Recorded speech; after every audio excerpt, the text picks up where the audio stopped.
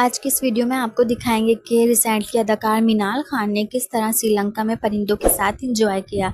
देखकर फैंस भी हैरान रह गए। यहाँ तक कि अदाकार इमरान खान भी मिनाल खान की ढेरों सारी तारीफें करती हुई नजर आईं।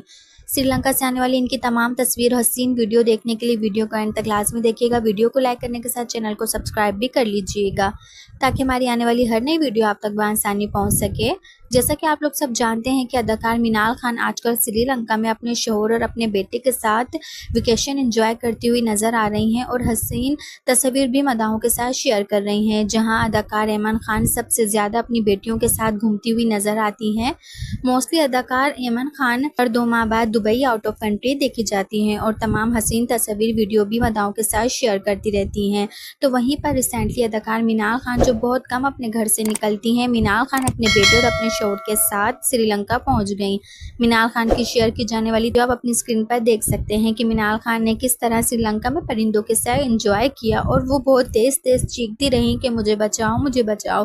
फैंस भी मिनाल खान की तस्वीर वीडियो को देखकर ढेर सारा प्यार का इजहार करते हुए नजर आए। उनकी तमाम तस्वीर को बेहद पसंद किया गया। तो तमाम तस्वीर देखने के बाद कैसा लगा हमें कमेंट सेक्शन में अपनी कीमती राय का इजहार जरूर दीजिएगा। मिलते हैं एक और नई वीडियो के साथ, तब तक के लिए अल्लाह हाफिज।